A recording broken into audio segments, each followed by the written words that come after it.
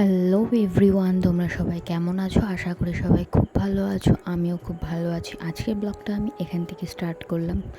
তো সকাল সকাল উঠে নিয়ে আমি ফার্স্টে স্নান করে নিয়েছিলাম। স্নান ধান করে জামা কাপড়গুলো নাড়তে চলে গেছিলাম ছাদে। ছাদে দেখতেই পাচ্ছ আজকে হালকা হালকা করে বেশ ঠান্ডা হাওয়া দিচ্ছে। ঠান্ডা তো না, বলতে গেলে গরম হাওয়াই, কারণ রোদ তো পড়েই রয়েছে, রোদের কোনো শেষ নেই।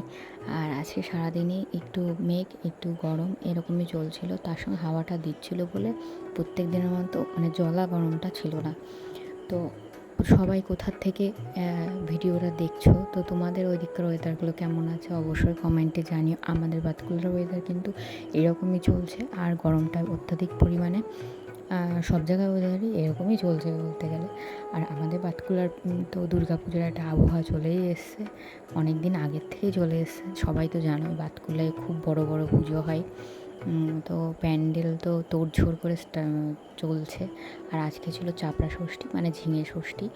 তো আজকে ওর জন্য নিরামিষ রান্না হয়েছিল, পটল আলুর রসা করেছিলাম, তার সঙ্গে চাল কুমড়ো ঘন্ট করেছিলাম। তো দেখো কি সুন্দর কালার হয়েছে।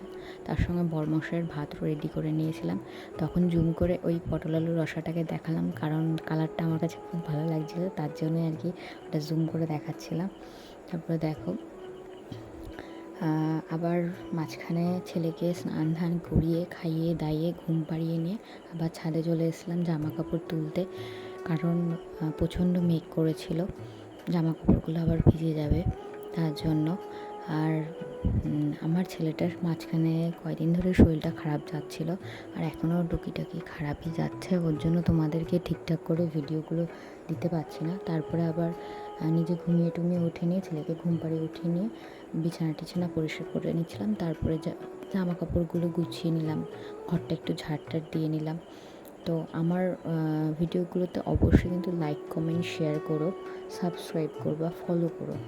আর আমার ভিডিওগুলো কেমন হচ্ছে অবশ্যই কমেন্টে জানিও। আমি নতুন নতুন ভিডিও করছি, হয়তো খুব একটা ভালো করে উঠতে পারছি না, তার সঙ্গে আবার ছেলেটার শরীর খারাপ বলে ঠিকঠাক মতো ভিডিওগুলো ছাড়তে পারছি না।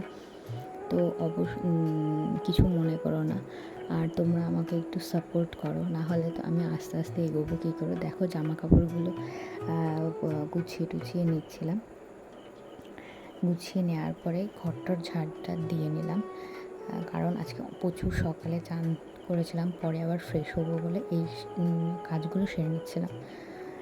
আবার বরমশাই আসার টাইম হয়ে যাবে, আজকে বিকেলে আমাদের বাজার বন্ধ ছিল, ওর জন্য বরমশাই বাড়ি আসারই কথা।